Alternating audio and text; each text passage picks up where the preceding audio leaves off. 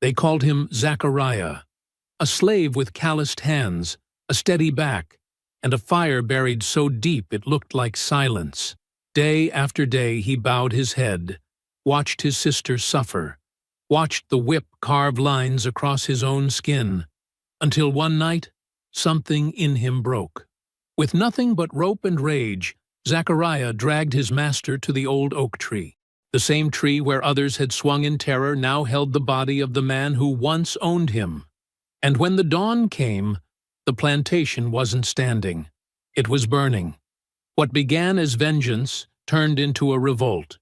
Families who had known only chains now carried knives, torches, and the taste of freedom on their tongues. But freedom bought with blood has its own cost. And Zachariah would soon learn, hanging one man was only the beginning. The question was, could he survive the fire he started? Before we go any further, comment where in the world you are watching from, and make sure to subscribe, because tomorrow's story is one you don't want to miss. The stars still glittered in the black sky when Zachariah opened his eyes. The cabin was dark except for a small circle of golden light, where his sister huddled near a stub of candle. Mercy's fingers traced across a wrinkled scrap of paper, her lips moving silently as she formed each word. "In the beginning was the Word," she whispered, "and the Word was with God." Zachariah pushed himself up from his thin pallet. The dirt floor felt cool beneath his calloused feet as he moved to his sister's side. At 22, Mercy was thin but strong, her eyes bright with intelligence even in the dim light. "You shouldn't read so early," he said softly. "Someone might see the light." Mercy smiled but didn't look up from the torn Bible page. "The morning bell won't ring for an hour yet. Everyone's still sleeping." Zachariah glanced at the cracks in the wooden walls where dawn hadn't yet begun to show. His chest tightened with worry. He had taught Mercy her letters in secret, tracing shapes in the dirt and later scratching them onto scraps of bark when they could steal away to the edge of the cotton fields. It had taken years of careful moments stolen between endless work. "If Master Thornton finds out," he began. "He won't," Mercy said, finally looking up. Her eyes held the same stubborn look she'd had since childhood. "Knowledge is freedom, Zach." "You told me that." Zachariah touched the torn page gently. "I know, but freedom's dangerous on this plantation." Outside, the first gray light of dawn began to seep into the world. Mercy quickly folded the precious paper and slid it beneath a loose floorboard under her sleeping pallet. Just as she pressed the board back into place, the morning bell began to clang harshly across the plantation. "Another day," Zachariah sighed, reaching for his worn shirt. The fields stretched out endlessly under the rising summer sun. By mid-morning, heat shimmered above the rows of cotton. Zachariah worked steadily, his fingers bleeding from the sharp cotton bolls, his back aching from bending. Every few minutes, he glanced down the row to check on Mercy. Old Moses, who had to be at least 60, worked 3 rows over. His movements had grown slower over the years, his hands twisted with pain. Zachariah watched as Moses straightened up too slowly, a basket of cotton slipping from his grasp and spilling across the ground. The crack of a whip split the air. "Clumsy old fool!" shouted Jenkins, the overseer. His face was red with anger, and drink even this early in the day. "Pick it up! Every last bit!" Moses dropped to his knees, his hands trembling as he tried to gather the scattered cotton. The whip cracked again, this time cutting across Moses's back. The old man cried out, falling forward. Zachariah moved without thinking, stepping between rows. "I'll help him," he said quickly, keeping his eyes down. "We'll get it done faster." Jenkins's small eyes narrowed. "You mind your place, boy." But he lowered the whip, his attention caught by something at the edge of the field. Zachariah knelt beside Moses, helping him gather the cotton. "You all right?" he whispered. Moses nodded slightly, his breathing ragged. "Master Thornton's in a mood today. Lost some big money deal in Charleston, they say." When the master's angry, we all suffer, Zachariah finished, helping Moses to his feet.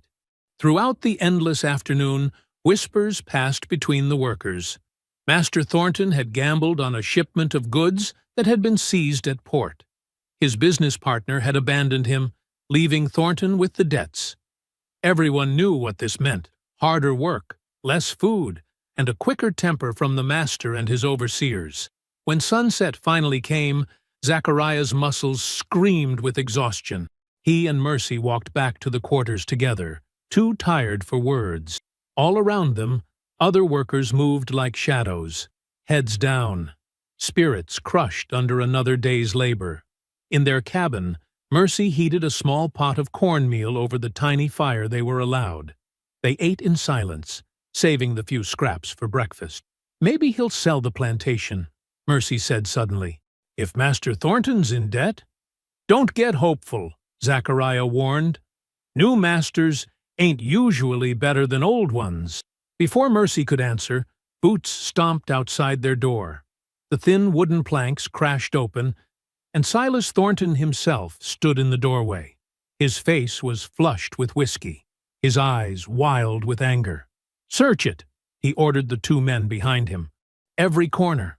Zachariah and Mercy pressed themselves against the wall as the men tore through their few possessions.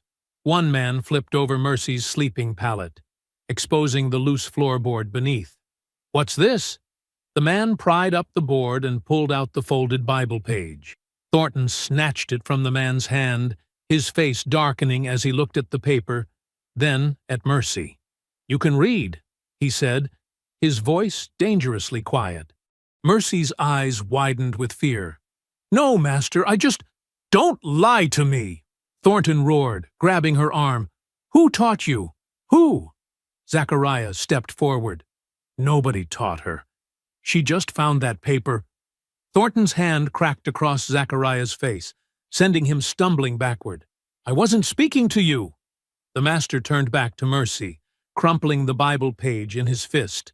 His face had grown coldly calm, which was more frightening than his rage. "Reading," he said softly. "A slave with ideas is a danger to everyone." He looked straight at Zachariah. "I've been too soft with your sister. My mistake." Thornton stepped back toward the door. "She'll be sold at dawn. The Carolina trader is passing through. He pays well for young women." His eyes moved over Mercy in a way that made Zachariah's blood boil. "Pack nothing. She won't need it where she's going." The door slammed shut. Through the thin walls, they could hear Thornton instructing his men to post guards around the quarters for the night. Zachariah gathered Mercy in his arms as she began to sob, her body shaking with terror. He held her tight, rocking her like he had when they were children, and their mother had been sold away. His face remained expressionless, but inside something had snapped free, something dark and determined that had been chained down for years. He stared at the closed door, saying nothing as Mercy wept against his chest. His silence held more danger than any words could express. Night wrapped around the slave quarters like a suffocating blanket. The usual sounds of quiet conversation and muffled singing were absent. Instead, a heavy silence hung in the air, broken only by occasional whispers as news of Mercy's fate spread from cabin to cabin. Inside their small space, Zachariah sat on the edge of his pallet, watching Mercy's tear-stained face. She finally slept. Exhaustion had claimed her after hours of sobbing. Her cheeks were still wet, her breathing uneven even in sleep. Zachariah's hand moved beneath his pallet, fingers wrapping around cold metal. He pulled out a length of rusted iron chain he'd hidden months ago, a broken piece from the field equipment he'd been ordered to repair. He'd kept it, not knowing why at the time, only feeling that someday it might be useful. The chain felt heavy in his hands. Its links were thick and rough with rust, but strong. In the dim light, it seemed to absorb the darkness rather than reflect it. "I promised Mama I'd keep you safe," he whispered to his sleeping sister.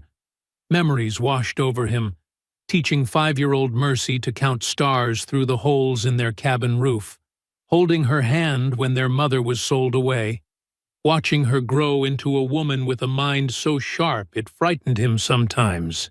Tomorrow, a trader would take her to who knows where, the rice fields that drowned workers in fever-filled swamps, or worse, to one of those houses where young women served another purpose entirely. Zachariah's fingers tightened around the chain until his knuckles turned white. The guards outside wouldn't expect anyone to leave the cabins tonight. They were there to keep people in until dawn, until selling time. He rose silently, tucking the chain inside his shirt. It felt cold against his skin. He bent to kiss Mercy's forehead gently, then slipped through the door, keeping to the shadows. The night air felt thick, heavy with the scent of jasmine and the promise of rain. Moonlight spilled across the plantation, turning everything silver and black. Zachariah moved like a shadow himself, staying low, using every skill learned from years of secretly meeting with slaves from neighboring plantations. He knew where Master Thornton would be. When in a celebrating mood, or an angry one, Silas Thornton often drank in the grove near the big house, seated beneath the sprawling oak that dominated the small rise of land. The hanging tree, they called it. 3 men had died there last spring when cotton went missing from the storehouse. Zachariah had been forced to watch, along with every other slave on the plantation. "Let this be a lesson," Thornton had said, his voice carrying across the silent crowd as the men kicked and struggled, their faces turning purple, tongues protruding as life left them. The memory of those swinging bodies drove Zachariah forward now, through the vegetable garden, past the smokehouse, and into the stand of trees that separated the slave quarters from the main house. The great oak stood at the center of the grove, its massive branches stretching out like gnarled fingers against the night sky. A lantern burned at its base, illuminating Silas Thornton as he sat on a wooden chair, a bottle in his hand. He looked smaller somehow, outside the context of his authority, just a man drinking alone in the night. Zachariah crouched in the underbrush, watching. The master's face was flushed, his movements unsteady as he raised the bottle to his lips again and again. No one else was nearby. The overseers were probably in their quarters, resting for the early morning sale. Thunder rumbled in the distance. The air grew heavier, the scent of coming rain stronger. Zachariah's heart pounded in his chest, blood rushing in his ears. He thought of Mercy's face, of their mother's last words before being taken away. "You're the man now. Protect your sister." He had failed, unless he acted now. Zachariah pulled the chain from his shirt, feeling its weight, testing its strength. His mind went strangely quiet, as if a curtain had dropped between him and his thoughts. Another swallow from the bottle and Thornton's head tilted back. His eyes closed briefly in the lantern light. That moment of vulnerability was all Zachariah needed. He moved forward in a low crouch, silent as death itself. 3 steps, 2, 1. And then he was behind the oak tree, just feet from his master. Thornton sensed something, started to turn his head, but too late. Zachariah lunged, looping the chain around Thornton's throat in one fluid motion. The bottle crashed to the ground as Thornton's hands flew up, clawing at the metal links cutting into his flesh. "You won't take her!" Zachariah hissed into his ear, pulling the chain tighter. Thornton's legs kicked out, his chair toppling backward. His weight fell against Zachariah, but years of cotton picking had made the slave stronger than his master ever knew. Zachariah held firm, dragging the struggling man toward the tree trunk. The hanging rope was still there, as it always was, a constant reminder to the enslaved of what awaited disobedience. With one hand maintaining pressure on the chain, Zachariah grabbed the rope with the other. Thornton's face had gone purple, his eyes bulging, fingers still scratching desperately at the chain. Small choking sounds escaped his throat as Zachariah connected the chain to the hanging rope and pulled. Using all his strength, Zachariah hoisted his master upward until Thornton's feet left the ground. The man's body jerked violently, his legs kicking at empty air. Zachariah secured the rope to the iron hook embedded in the tree trunk, the same hook that had claimed so many black lives over the years. And then, suddenly, it was done. Silas Thornton, master of 400 acres and 57 human beings, hung from his own hanging tree. His body twisted slowly in the night breeze, the lantern below casting monstrous shadows across the grove. Zachariah stepped back, his chest heaving with exertion and emotion. Rain began to fall, gentle at first, then harder, plastering his shirt to his skin. The water mixed with sweat on his face, cooling the burn of what he had just done. The hanging tree now bore strange fruit indeed. For the first time in Zachariah's memory, a white man swung from its branches. He stood motionless in the downpour, watching Thornton's body turn slowly in the wind. The rushing in his ears had stopped. The world seemed unnaturally silent, as if holding its breath. Nothing would ever be the same again. Dawn broke across the plantation with screams that sliced through the morning air.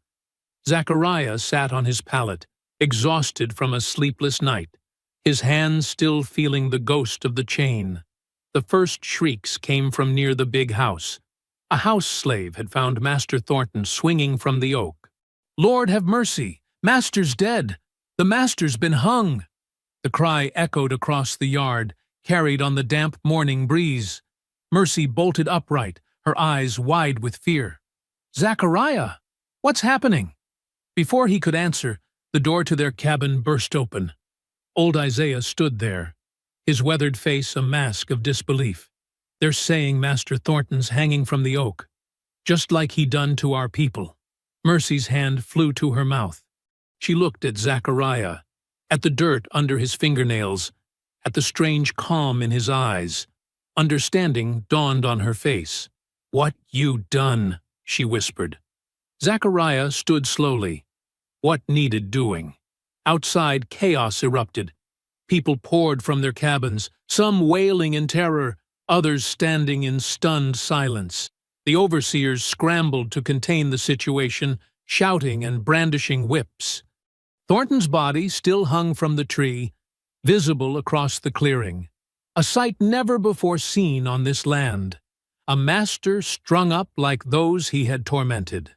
"They'll kill us all for this," a woman cried, clutching her child to her chest. "We should run," another voice urged. "Head for the swamps before they come for us." Panic rippled through the gathering crowd. But then, something unexpected happened. Big John, a field hand known for his quiet ways, stepped forward.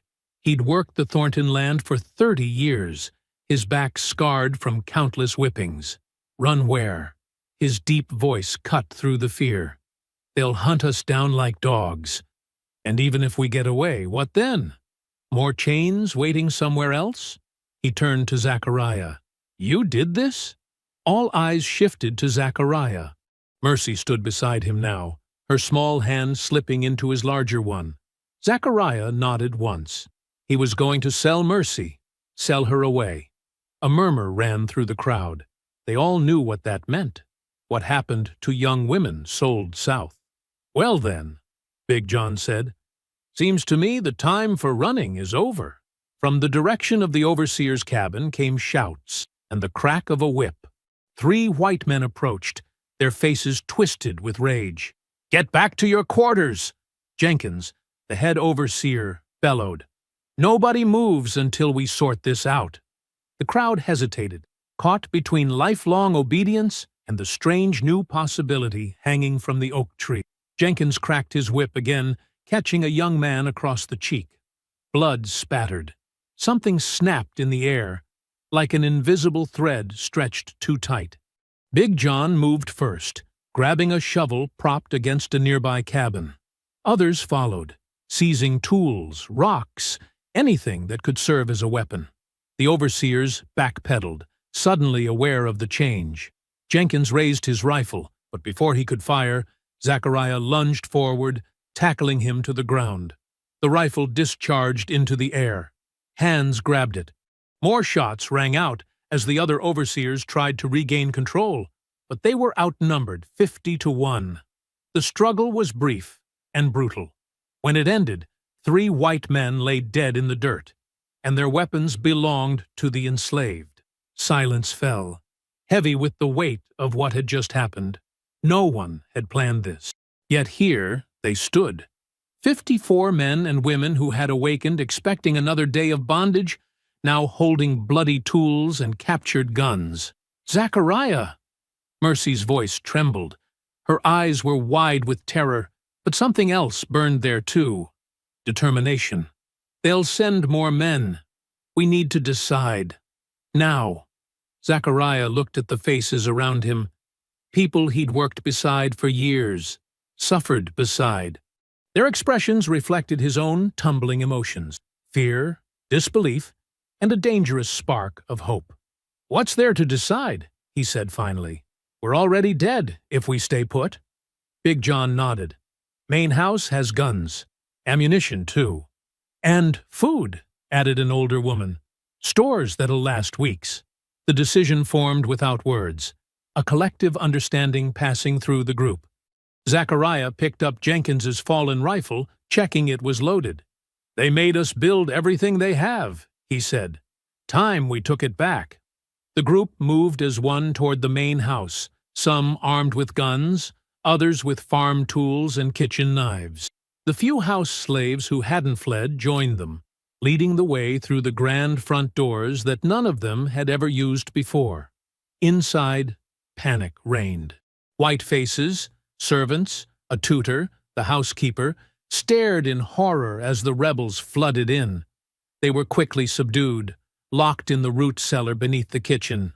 Mercy found her way to Thornton's study, where leather-bound ledgers recorded the purchase and sale of human beings, including the planned transaction that would have sent her away that very morning. She dragged them into the yard, her small frame straining under their weight. "Here," she said, dropping them at Zachariah's feet. "All the papers that say we're property." Others joined her, bringing deeds, bills of sale, maps of the plantation with their cabins marked like livestock pens. Someone found a can of lamp oil in the kitchen and splashed it over the pile. Zachariah struck a match. The flame danced between his fingers for a moment. Small, fragile, yet powerful beyond measure. He dropped it onto the oil-soaked papers. Fire leaped up with a whoosh, hungry and bright. Black smoke billowed toward the morning sky as generations of bondage turned to ash. The flames grew higher, catching on a curtain billowing from an open window. Soon the corner of the house itself began to burn. No one moved to stop it. Instead, they watched in silence as the grand house that had been built by their ancestors' forced labor began to crumble. Zachariah turned toward the oak grove. From where he stood, he could see Silas Thornton's body, still swaying gently in the breeze, now illuminated by the orange glow of firelight. The hanging tree had claimed many victims over the years. Now it held the master himself, a grim banner announcing that everything had changed. The rebellion had begun. Gray dawn broke over the Thornton plantation, revealing a world transformed. Wisps of smoke still rose from the charred skeleton of the main house, twisting like ghosts against the pale morning sky.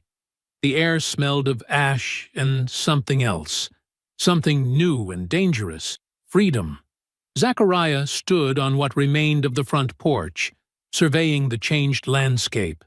His body ached from a night without sleep, but his mind remained sharp, alert to the dangers that surely lay ahead. Behind him, the rebels moved with purpose through the smoking ruins, salvaging what could be used and destroying what could not. "Found more ammunition," Big John announced, approaching with a wooden box. "Hidden under the floorboards in the study. Most everything else burned, but these were protected." Zachariah nodded, taking the box. "Distribute it to anyone who knows how to shoot. Make sure they understand. No wasting bullets." Across the yard, Mercy had set up a makeshift medical station under the shade of a sycamore tree.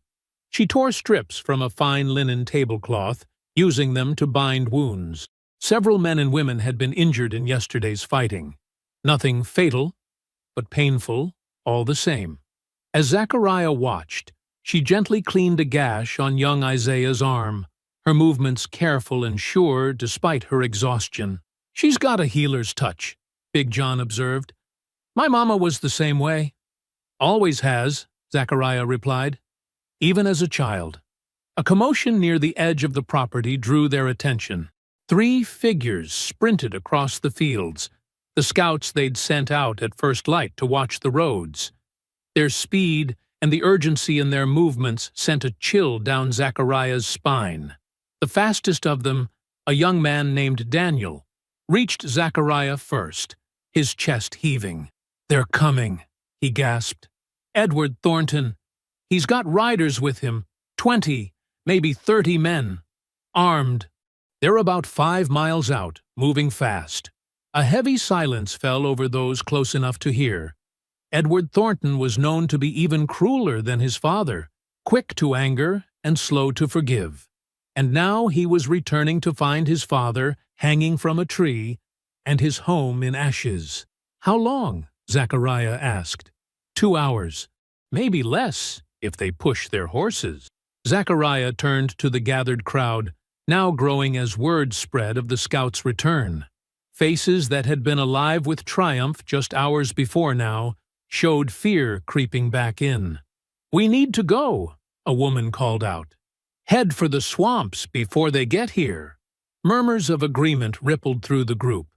The swamps that bordered the plantation had long been a refuge for runaways, dangerous, disease-ridden, but vast enough to hide in. "And then what?" Zachariah's voice cut through the chatter. "Split up and get picked off one by one? You think they won't hunt us down?" "Better than staying here to be slaughtered," someone countered.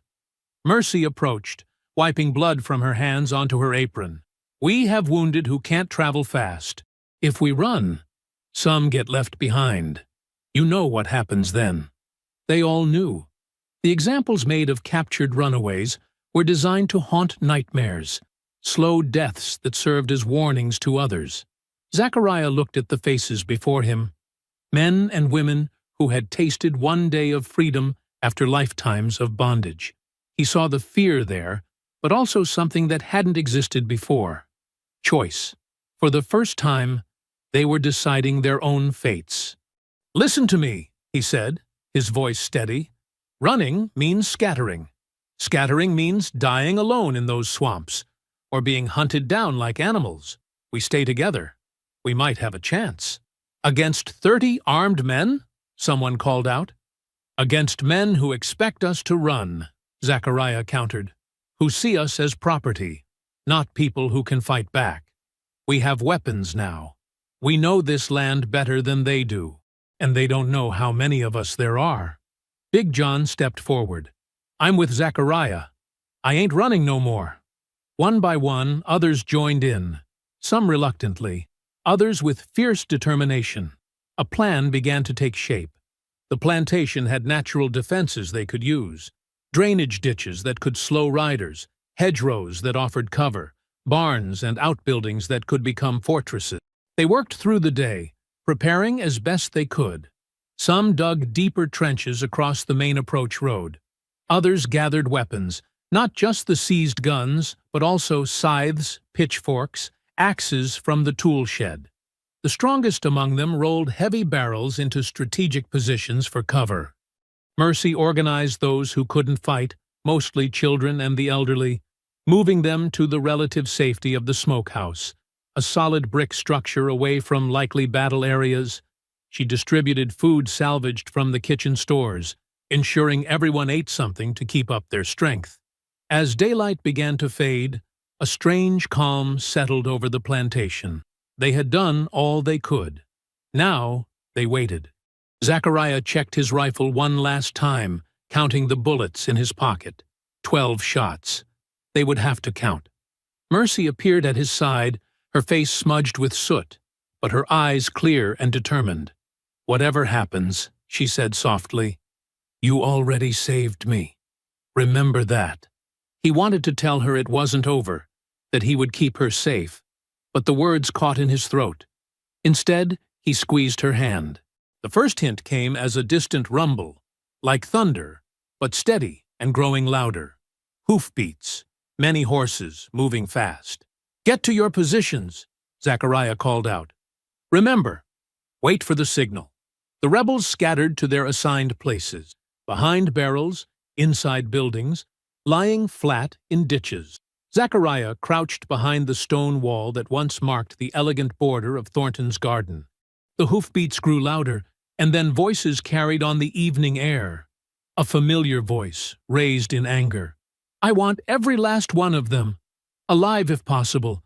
I want the pleasure of watching them die slowly." Edward Thornton's voice cracked with fury. "My father built this place. My family owned this land." The riders appeared at the edge of the property, torches lighting their way as darkness fell. Edward rode at their head, his face contorted with rage as he saw the smoking ruins of his home. His voice carried across the fields again, cold and vengeful. "I promise you this, there will be nothing left of you but memory when I'm done. Every slave who raised a hand will hang from that tree alongside my father. Every child born to your women will be sold south. Your very names will be erased from this earth." Zachariah gripped his musket tighter, jaw clenched against the fear that threatened to overwhelm him. There was no turning back now. The only path forward led through Edward Thornton and his men. As night fully descended, he gave the signal, 3 short whistles that sounded like a whippoorwill's call.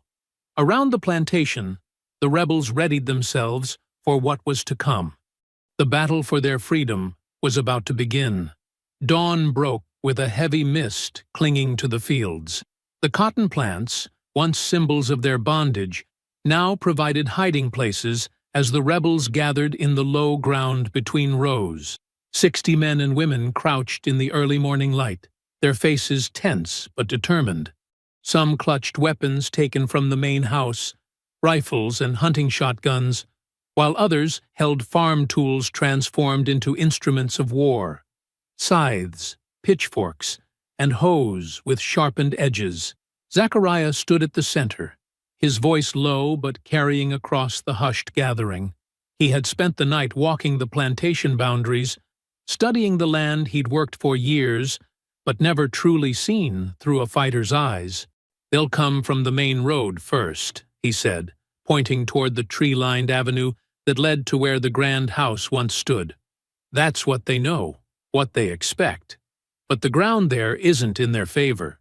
He knelt and used a stick to draw crude lines in the soil. The rebels leaned forward, watching as he mapped out their world. "We've dug trenches here and here," he continued, marking the spots. "Covered them with branches and cotton stalks. Their horses will stumble, break legs. In these 3 spots, we've planted sharpened stakes pointing outward. Anyone charging through will be impaled." A few rebels nodded grimly. They had worked through the night digging those defenses, their hands calloused from years of forced labor, now willingly blistered for freedom. "Samuel, Isaiah, and Ruth will be in the trees," Zachariah said, looking at the 3 youngest adults among them. "You have the best eyes. You'll signal when they approach. How many? Which direction?" The 3 nodded, faces solemn with responsibility. "The rest of us stay hidden until they're drawn in. No shooting until you hear my signal. We don't have bullets to waste." Big John, massive and strong from years hauling cotton bales, spoke up. "What about the western edge, by the creek?" "That's our escape route if things go wrong," Zachariah answered. "Mercy has organized supplies there. Food, water, bandages. If I give the signal to retreat, that's where we head. Not scattered, but together." Heads nodded in understanding, but Zachariah noticed the fear still evident in many eyes. These were field hands and house servants, not soldiers. Yesterday's victory had been fueled by surprise and rage. Today would test their resolve. The The gathering shifted as a young man named Elijah pushed his way forward. His face was twisted with anxiety, sweat beading on his forehead despite the cool morning. "This is madness," he said, voice cracking. "We're going to die here. All of us. They have trained men, horses, guns. We should run while we still can." Murmurs rippled through the group. Zachariah saw doubt spreading like ripples in a pond. "If we run, we die separately," Zachariah countered. "They'll hunt us down one by one." "And if we stay, we die together?" Elijah challenged, his voice rising. "How is that better? My cousin made it to Ohio last year. Said there's people there who help runaways. We should head north, not wait here to be slaughtered." More voices joined in, the unified front fracturing as fear took hold. Some sided with Elijah, others with Zachariah. The argument grew louder, threatening to alert any scouts Edward might have sent ahead. "Enough!" Zachariah hissed, but the debate had taken on a life of its own. Then, from the edge of the gathering, Mercy stepped forward. Unlike the others, she moved with a strange calm, her eyes clear and focused. The arguing slowly died down as she walked to the center beside her brother. "I know you're afraid," she said, her voice soft but steady. "I am too. But listen to me now." She looked around the circle, meeting each person's gaze in turn. "I've spent my life in that house, listening to the master and his friends talk. I know how they think. They don't see us as people who can fight back.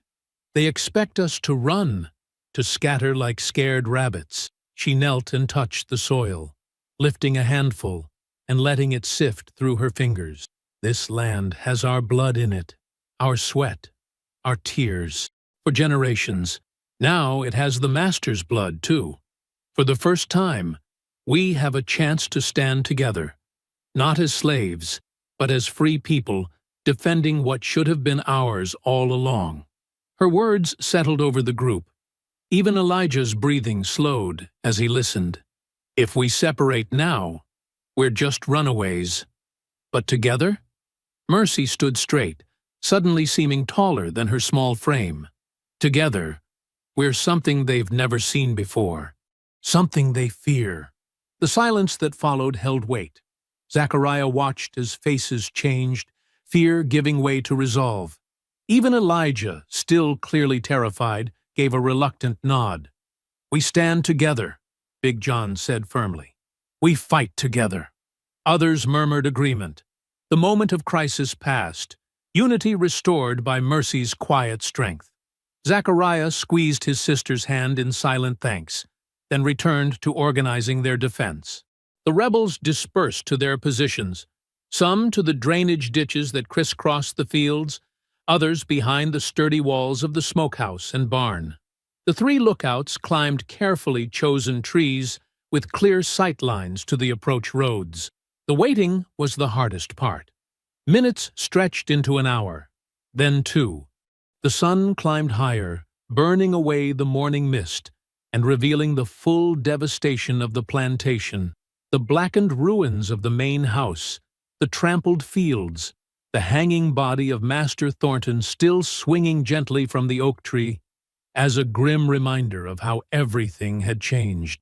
Just as the tension began to fray nerves again, a soft whistle came from the trees, the signal they'd agreed upon. Samuel, perched in the highest branches of an old elm, pointed urgently toward the eastern tree line. Movement flickered between the distant trunks. Sunlight glinted off metal, gun barrels or belt buckles. Edward's men were approaching, but not from the main road as expected. They were coming through the woods, trying to flank the plantation. Zachariah signaled for everyone to stay down, to hold position. The rebels pressed themselves lower in the cotton rows, barely breathing. The first shot came without warning, a sharp crack that echoed across the fields. A bullet whistled overhead, embedding itself in the barn door. Then another, and another. "They're trying to draw us out," Zachariah called, keeping his voice low enough that only those nearest could hear. "Stay down! Don't return fire yet. He crawled through the cotton rows, staying below the leafy tops, moving from group to relay instructions. The rebels watched with wide eyes as bullets continued to tear through leaves above them, kicking up dirt nearby. More shots rang out from the tree line. Edward's voice carried across the field, taunting them.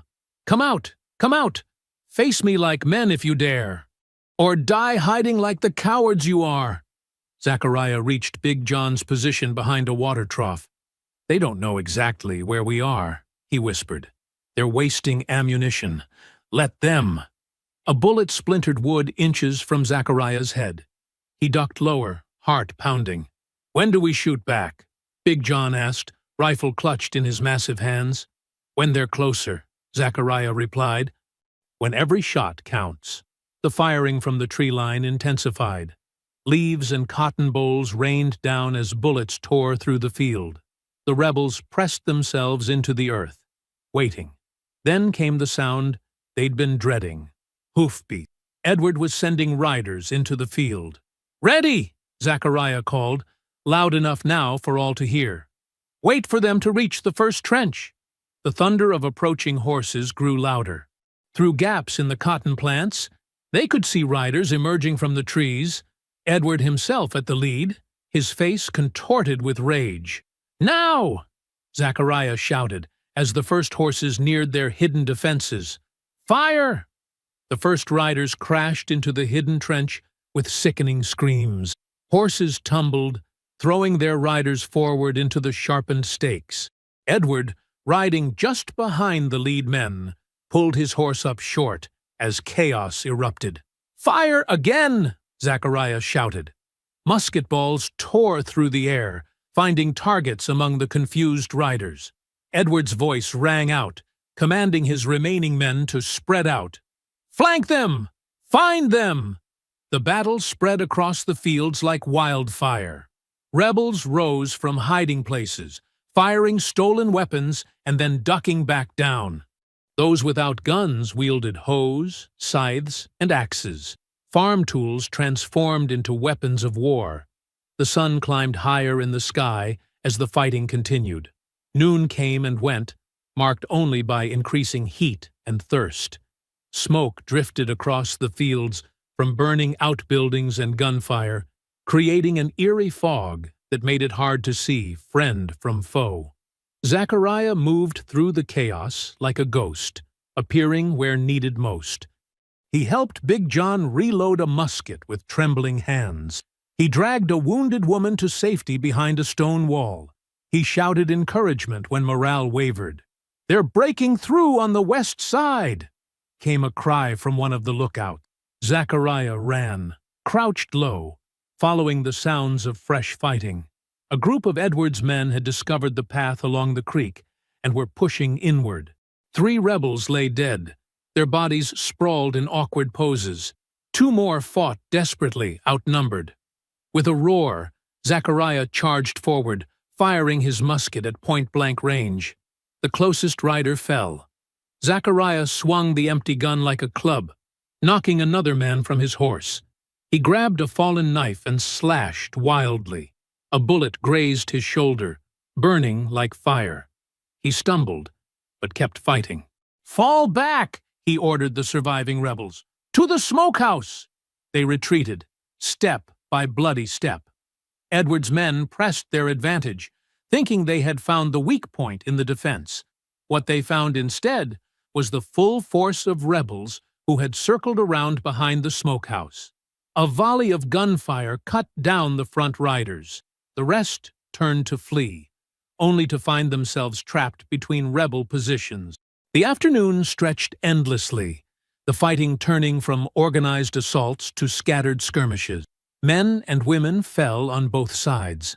The cotton fields, once pristine white, were stained with red. Smoke hung thick in the air, stinging eyes and throats. Around 3 o'clock, a strange sight appeared at the edge of the battlefield. A lone figure approached from the eastern woods, holding something white. The man moved with purpose, but no weapon. "Hold fire!" Zachariah called, spotting the figure. "Something's happening." The man drew closer. He wore the rough clothes of Edward's men, but his face was unfamiliar to Zachariah. His white flag was simply a torn rag tied to a stick. "I want to talk," the man called out. "Don't shoot." Zachariah signaled for two rebels to cover him with muskets while he stepped forward. "That's close enough," Zachariah said, when the stranger was 20 paces away. "State your business." The man lowered his flag slightly. "My name's Thomas Hale. I've been working for the Thorntons, not by choice. I'm indentured to them for 3 more years. His voice carried a northern accent. "I want to help you." "Why would you help us?" Zachariah demanded, suspicion evident in his tone. Thomas's face hardened. "Because I've spent 5 years being beaten and worked half to death by Silas Thornton. And his son is worse. I'm white, but I'm poor. To them, I'm barely better than you. I've been waiting for a chance to escape." Mercy appeared at Zachariah's side, studying the stranger intently. "He's telling the truth," she said quietly. "I've seen him around the property. Master Silas had him whipped last month for dropping a crate of china." Thomas nodded grimly. "That's right. 20 lashes for an accident." He pulled down his collar, revealing fresh scars across his shoulder. "I'm not your enemy. What help can you offer?" Zachariah asked, still wary. "I know Edward's plans. I know the patrol routes. I know which plantations have sent men, and which refused." Thomas looked around nervously. "They'll attack again at dusk, from 3 directions. They're bringing more men and torches to burn you out." Zachariah exchanged glances with Mercy and Big John, who had joined them. "Could be a trap," Big John rumbled. "It could," Thomas agreed. "But it's not. Look, I can lead you through the backwoods. There's a path the hunters use that Edward doesn't know about. You can escape or set up a new defense, whichever you choose." Zachariah studied the man's face, looking for deception. He saw only desperation and a familiar rage, the same that burned in his own heart. "If you're lying," Zachariah said slowly, "I'll kill you myself." Thomas nodded. "Fair enough." With the battle temporarily stalled as both sides regrouped, Zachariah gathered the rebel leaders. 20 had died in the fighting, with 15 more wounded. Ammunition was running low. The decision was made quickly. They would follow Thomas's escape route and establish a new position.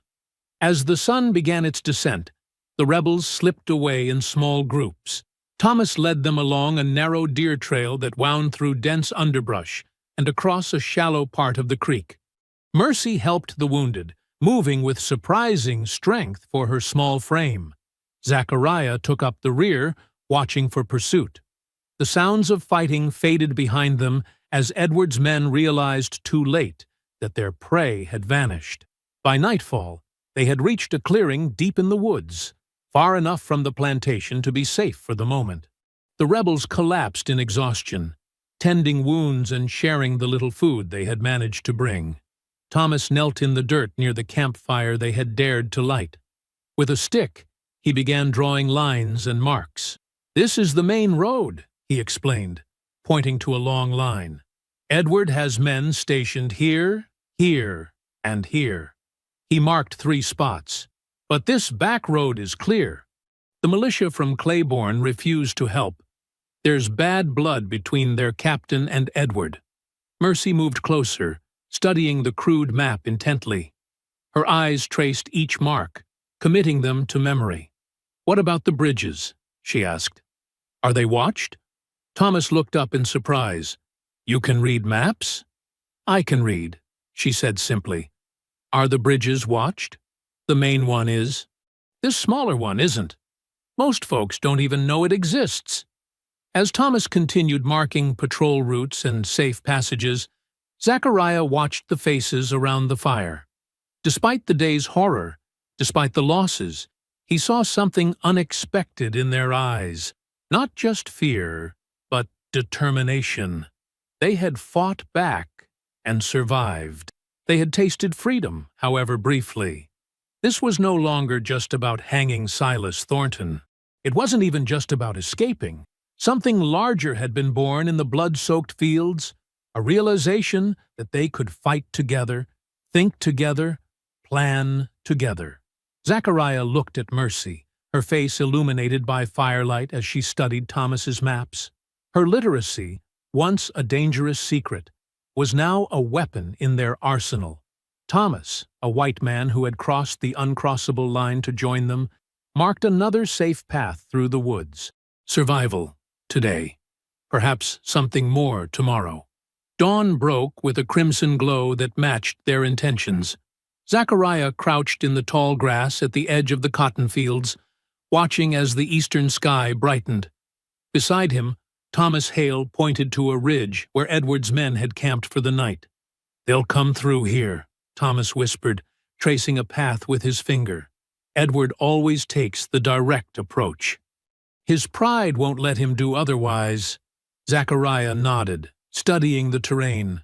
The rebels had spent the night preparing. Women had torn strips of cloth and soaked them in the last of the lamp oil. Men had positioned themselves in a wide half-circle, hidden in the grass and behind the trees. The cotton fields, still full and white, stretched between them and Edward's position. "Everyone knows what to do?" Zachariah asked, looking around at the faces gathered close. Big John nodded. "We're ready." Mercy squeezed her brother's arm. "Be careful," she said softly. "Stay hidden until it's done," Zachariah told her firmly. "Watch the signal." The minutes stretched as they waited. The sounds of horses and men grew louder from beyond the ridge. Thomas touched Zachariah's shoulder and pointed. "There," he said. Edward Thornton appeared first, riding a black horse. His face was tight with anger, his clothes still fine despite the previous day's battle. Behind him rode 20 men, some from neighboring plantations, others hired guns. They approached confidently, believing the rebels had fled deeper into the woods. Zachariah waited until they were halfway across the cotton field. He raised his hand, then dropped it. The field erupted in flames. Rebels hidden among the cotton plants had crept out before dawn, placing oil-soaked rags throughout the field. At Zachariah's signal, they touched torches to the rags. Fire spread rapidly through the dry cotton, creating a wall of flame and smoke. The horses reared in panic. Men shouted in confusion. Edward's voice rose above the chaos, ordering his men to push through, but the smoke was already too thick, choking both riders and mounts. "Now!" Zachariah shouted. From 3 sides, rebels charged forward with a wild cry. They fired muskets into the smoke, then rushed in with axes, hoes, and scythes. The advantage of surprise was complete. Thomas ran beside Zachariah, wielding a stolen pistol. "Left flank!" he called, pointing to where some of Edward's men were trying to circle around the fire. Zachariah signaled to Big John, who led a group to cut off the escape. The sounds of battle rose, gunshots, screams, the neighing of panicked horses, and the crackling roar of the burning cotton. The smoke created a hellish scene. Figures appeared and disappeared in the haze. The morning sun, filtering through the smoke, cast everything in an orange glow. Zachariah moved through it like a vengeful spirit, striking down any white man who crossed his path. An overseer Zachariah recognized, the one who had whipped old Samuel the day before Silas's death, stumbled through the smoke, coughing. Their eyes met. The overseer raised his gun, but Zachariah was faster. The chain he had used on Silas whipped out, wrapping around the man's wrist. Zachariah yanked hard, pulling the overseer off balance, then swung his knife. Another figure down. Another step toward freedom. The battle shifted as Edward's remaining men tried to retreat. The rebels pressed their advantage, driving them back toward the ridge. Zachariah found himself standing in a cleared area, smoke swirling around him. He could see the battle spread out before him, his people forcing Edward's men to flee. "Push them back!" he shouted, his voice carrying across the field. "Don't let them regroup." The rebels surged forward with renewed energy. Thomas appeared at Zachariah's side, his face streaked with soot. "It's working," he said, amazement in his voice. "They're breaking." Edward's forces scattered, no longer fighting as a unit, but as individual men desperate to escape. Some threw down their weapons and ran. Others fought fiercely to the end. Zachariah spotted Edward himself, still mounted, but retreating up the ridge. Their eyes met across the distance. Edward's face contorted with hatred. He raised his pistol and fired, but the shot went wide in his haste. Before Zachariah could pursue, another group of riders broke through the smoke, fleeing east. The rebels gave chase, shouting in triumph. The fields burned brightly now, black smoke billowing into the morning sky. The plantation that had been their prison was becoming their victory ground. Zachariah stood tall, watching as Edward's men disappeared over the ridge. For the first time since the rebellion began, he allowed himself to believe they might win. The rebels regrouped, counting their losses and gathering weapons from the fallen. Despite injuries and exhaustion, their faces shone with fierce joy. They had faced their oppressors and driven them back. The impossible had happened. "Zachariah!" Big John called, waving from across the smoldering field. "We got most of 'em. Edward and maybe 5 others got away, heading back toward town." Cheers erupted from the gathered rebels. Women and men embraced, crying and laughing at once. Thomas stood awkwardly to one side until someone pulled him into the celebration. Zachariah searched the crowd for Mercy. He hadn't seen her during the battle. She was supposed to stay hidden with the other non-fighters. Relief washed over him as the adrenaline of battle began to fade. They had won this fight. Mercy would be safe now. "Where's Mercy?" he asked a woman who passed by. She shrugged, caught up in the moment of victory.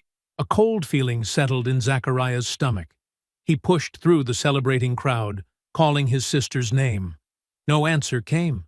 "Has anyone seen Mercy?" he shouted, panic rising in his voice. The celebrations quieted as people looked around, suddenly aware of the absence. A young boy tugged at Zachariah's sleeve. "I saw her," he said, his voice small, "during the fighting. She was helping the wounded, bringing water." "Where?" Zachariah demanded. The boy pointed toward the eastern edge of the field, where the smoke was still thick. Zachariah ran, shouting Mercy's name. Thomas and Big John followed, sensing his fear. They found the water bucket she had been carrying overturned in the dirt. Nearby, the ground showed signs of struggle, disturbed earth, blood drops. Then Zachariah heard it, a distant scream that cut through the sounds of the burning fields. A woman's voice, Mercy's voice. He turned toward the sound, in time to see figures disappearing into the tree line far to the east. Several men on horseback, and with them, struggling against her captors, Mercy! Mercy! Zachariah's roar echoed across the field, but it was too late. The riders vanished into the woods. Thomas grabbed Zachariah's arm as he started to run after them. "It's Edward," he said grimly. "I recognize his men. They must have circled around during the confusion." The rebels gathered around Zachariah, their faces fallen from jubilation to horror.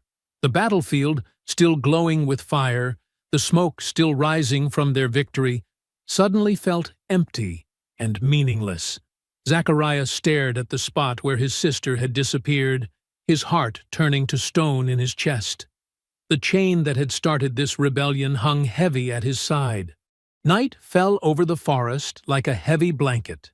The rebels had retreated deep into the woods, far enough from the plantation that the glow of the still-burning fields was just a dim orange line on the horizon. Their victory celebration had died quickly after Mercy's capture. Now, huddled around small, carefully hidden fires, the mood was somber and tense. Zachariah sat on a fallen log, his face hard as stone, staring into the flames. No one dared approach him.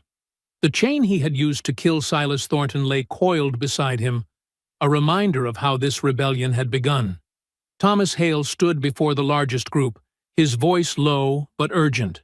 "We've won a battle, but Edward will return with more men. We should head for the great dismal swamp. There are communities of free people there. And leave Mercy? Big John interrupted, his deep voice rumbling through the clearing. Leave her to die? Arguments broke out around the fires. Fear and exhaustion had frayed nerves. Some agreed with Thomas, insisting that the only chance for survival was to flee deeper into the wilderness. Others stood with Big John, loyal to the young woman who had tended their wounds and given them courage.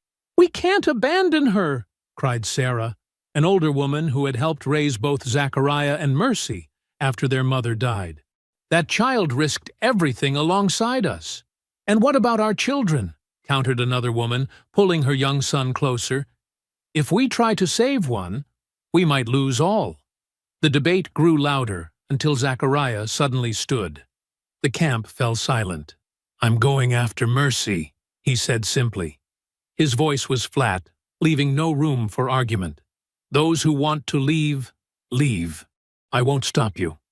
He turned away from the group, walking to the edge of the clearing. Thomas followed him, concern etched on his dirt-streaked face. "Zachariah," he said quietly, "I understand she's your sister, but Edward is setting a trap. He wants you to come." "I know that." Zachariah didn't look at him. "He'll have men waiting. You'll be walking into death." Zachariah finally turned, his eyes reflecting the distant fires. "My sister is all I have. Would you do any different if it was your family?" Thomas had no answer. Big John approached, carrying a rifle taken from one of Edward's fallen men. "2 scouts just returned," he reported. "They found where Edward's holed up, Old Miller's barn, about 3 miles east. He's got maybe 8 men with him." "And Mercy?"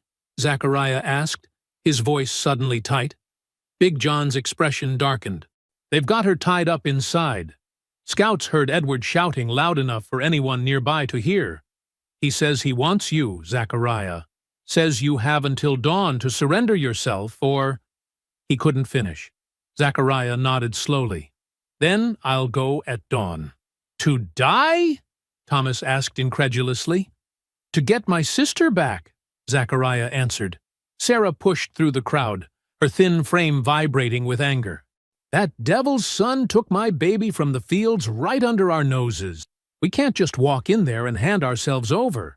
More voices joined in, the argument flaring up again.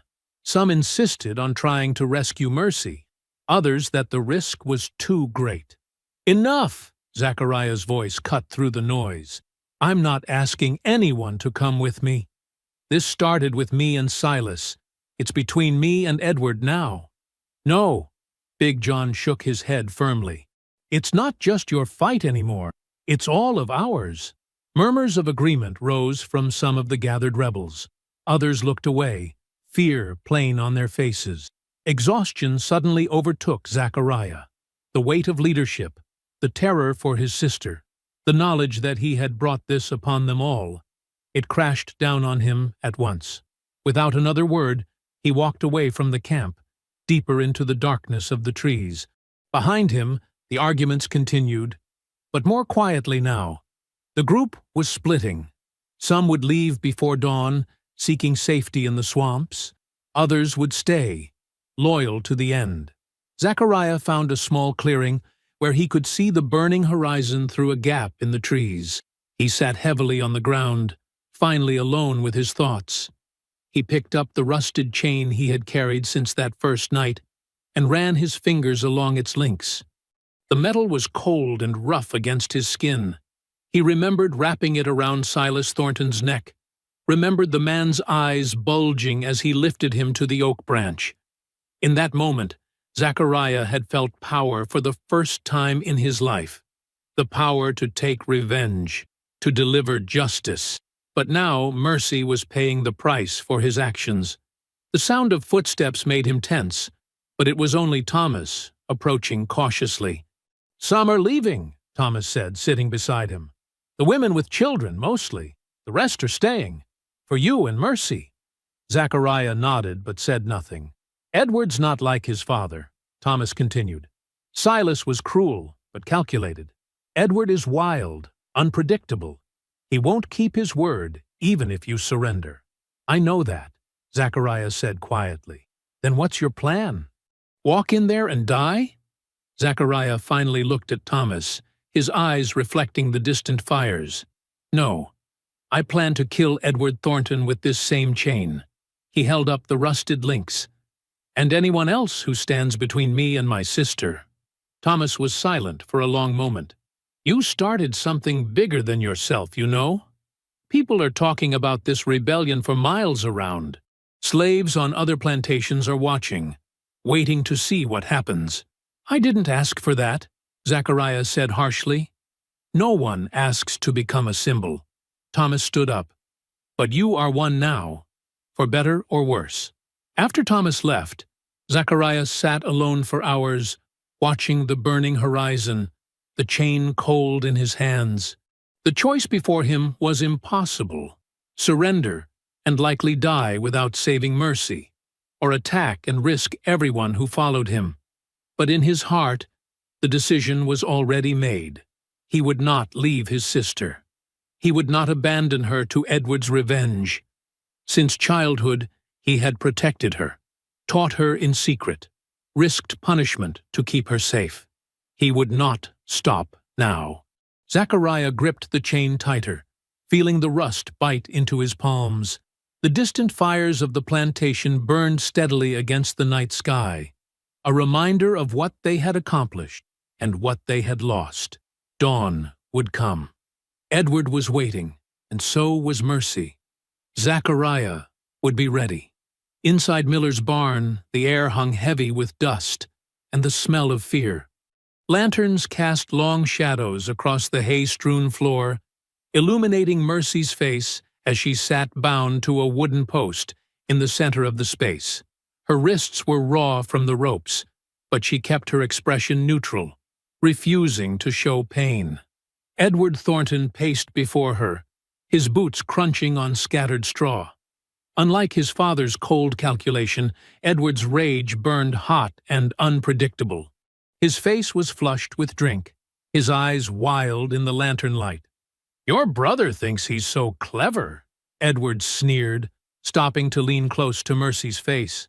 "Hanging my father like a common criminal. But come dawn, he'll learn what real justice looks like." Mercy said nothing, her eyes downcast. She had spent the hours of her captivity watching, listening, memorizing. 6 men remained with Edward. 2 stood guard outside. The others lounged against the barn walls, rifles propped beside them, passing a bottle between them. "Nothing to say?" Edward grabbed her chin, forcing her to look at him. "Your brother found his courage. Where's yours?" Mercy met his gaze steadily. "My brother gave us hope," she said softly. "Something your father spent years trying to beat out of us." Edward's hand struck her face, snapping her head to the side. The sound echoed through the barn. One of the men shifted uncomfortably. "Hope?" Edward laughed bitterly. "By sunrise, they'll find your body swinging from the same tree where my father died. And when your brother comes for you, he'll join you there." He turned away, barking orders at his men to keep watch. Mercy tasted blood in her mouth but remained silent. Her fingers worked behind her back, feeling the small items she had managed to keep hidden. A stub of pencil tucked into her hair, scraps of paper she'd smuggled in the lining of her dress. Hours earlier, when they'd first dragged her to the barn, they'd searched her roughly but carelessly.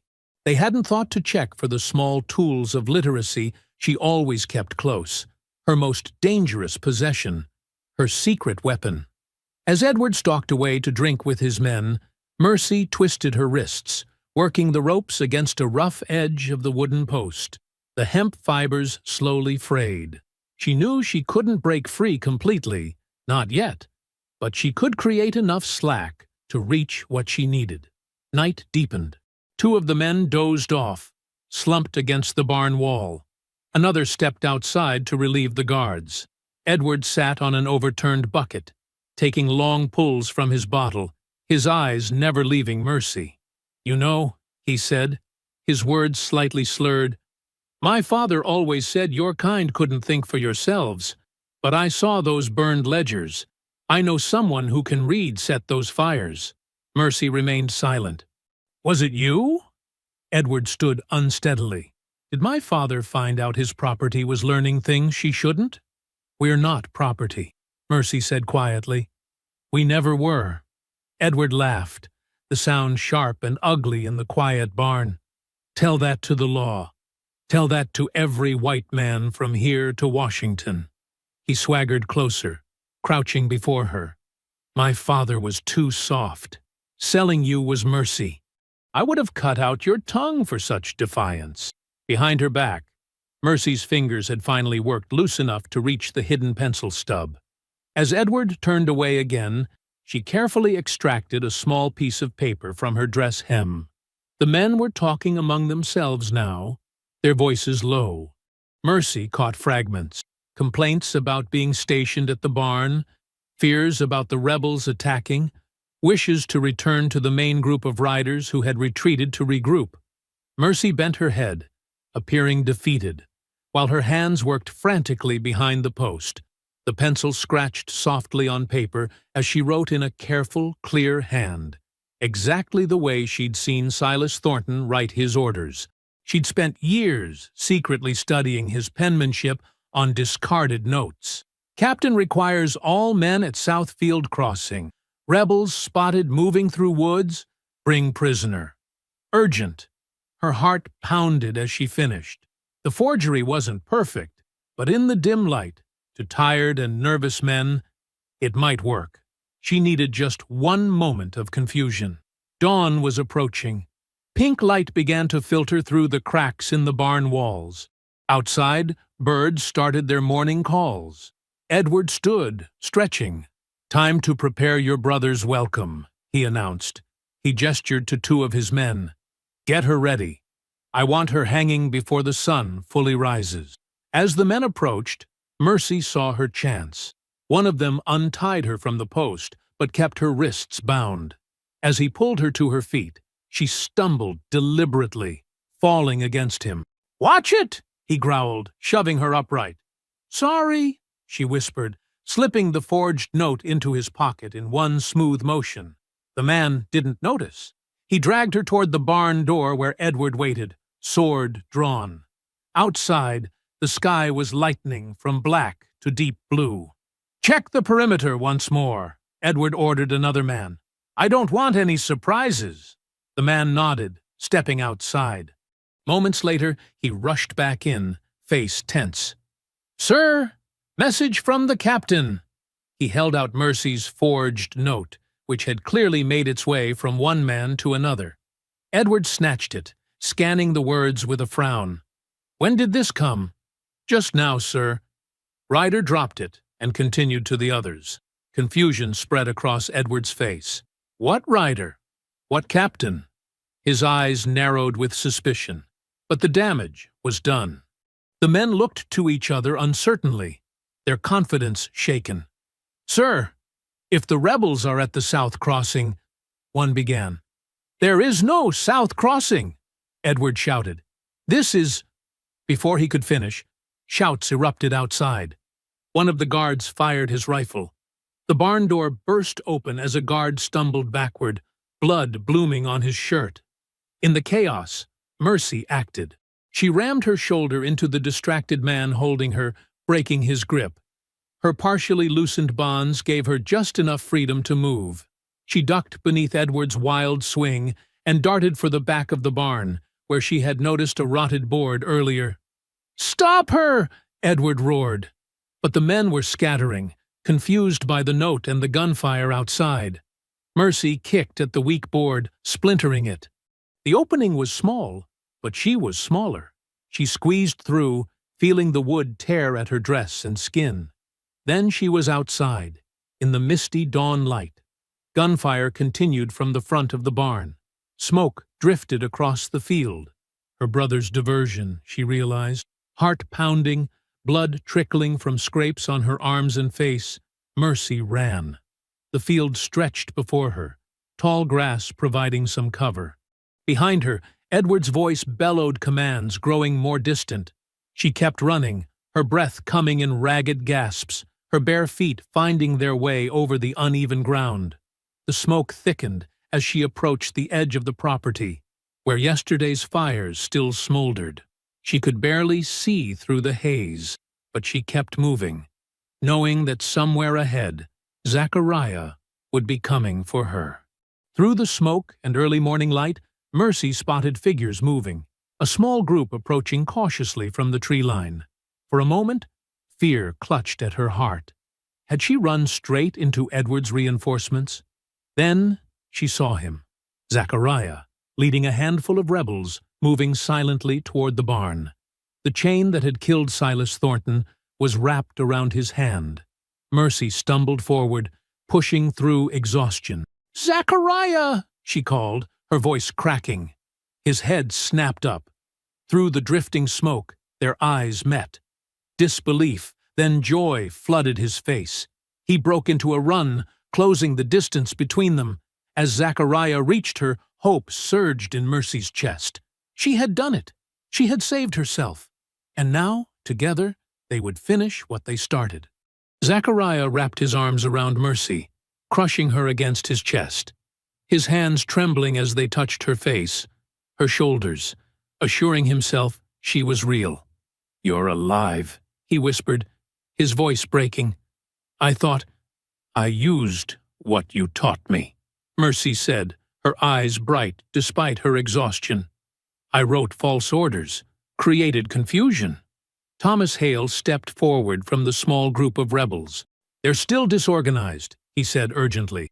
"Edward will regroup soon. We need to strike now." Zachariah nodded, his expression hardening as he turned to the others. "Samuel, Hannah, circle around behind the barn. Elijah, you and Joseph take the east side. Thomas and I will approach from the front." He looked down at Mercy, reluctant to let her go. "Stay here, hidden in the trees." "No," Mercy said firmly. "I won't be left behind again." She picked up a fallen branch, gripping it like a club. "I can fight too." Zachariah studied her face, seeing not just his little sister, but a woman who had saved herself through courage and wit. He nodded once. "Stay close to me." The rebels moved swiftly through the tall grass, using the lingering smoke as cover. From the barn came shouting, Edward organizing his remaining men, their voices tense with panic. 6 men left at most," Thomas whispered. 2 injured from our earlier shots." They crept closer, crouching low. The sun was rising quickly now, burning through the morning mist. Zachariah signaled with his hand, and the rebels spread out, surrounding the barn. Inside, Edward's voice rose in anger. "Find her! She couldn't have gotten far." Zachariah caught Mercy's eye and nodded. It was time. He raised his rifle and fired a shot into the air. The barn fell silent. "Edward Thornton!" Zachariah called, his voice carrying across the field. "Your men are surrounded. Come out now, or we burn the barn with you inside." For a long moment, nothing happened. Then the barn door creaked open. 2 men emerged, hands raised, their faces streaked with sweat and fear. "Where is he?" Zachariah demanded. Before they could answer, gunfire erupted from the back of the barn. Edward had slipped out the same hole Mercy had escaped through. "There!" Samuel shouted from his position. Edward ran desperately across the open field toward the trees, firing wildly behind him. 3 more of his men followed, guns blazing. "After them!" Zachariah shouted.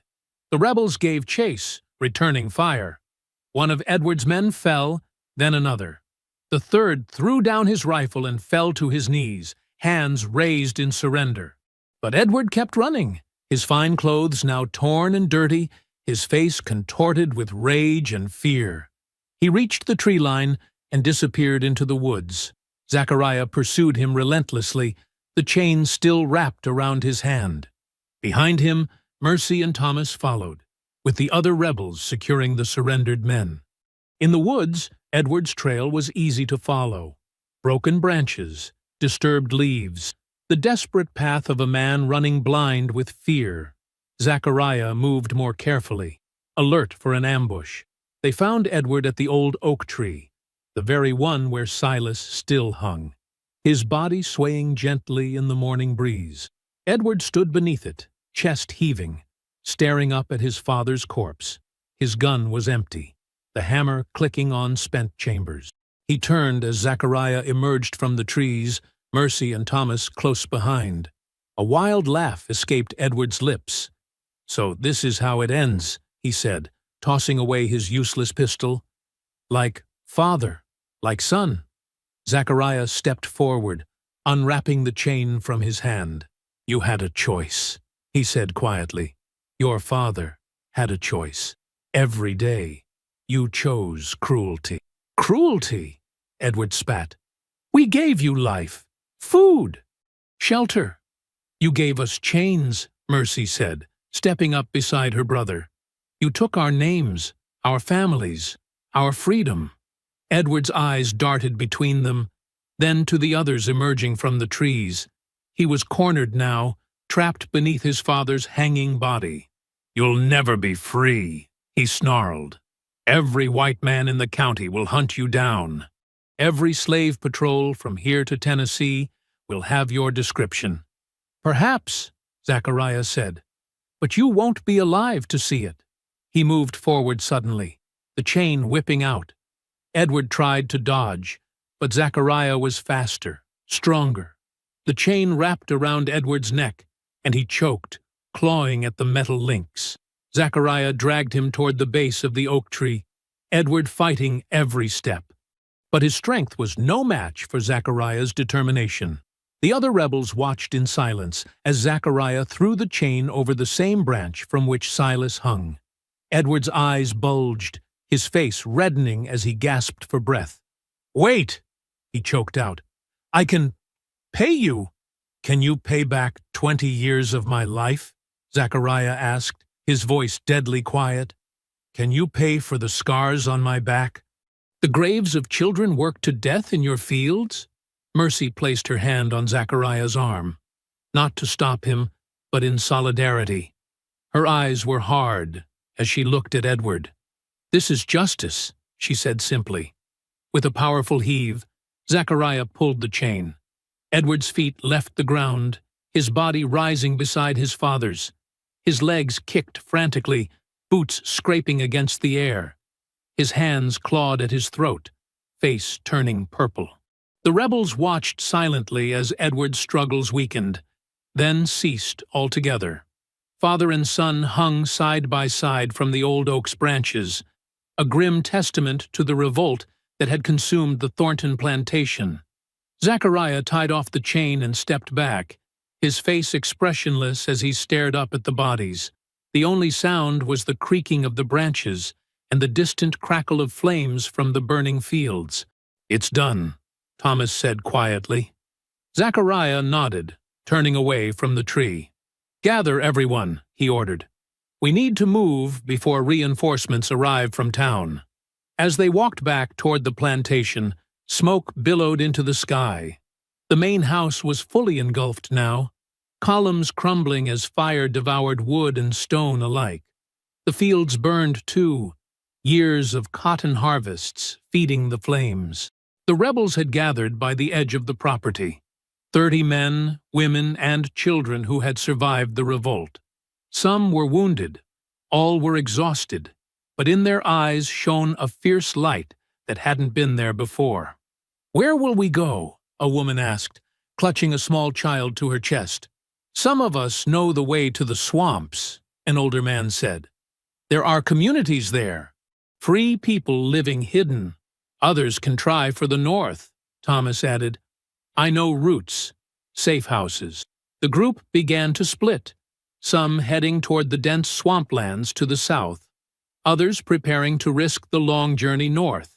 Tearful goodbyes were exchanged, along with promises to remember, to tell the story of what happened here. Zachariah and Mercy stood at the crossroads, watching as their companions chose their paths.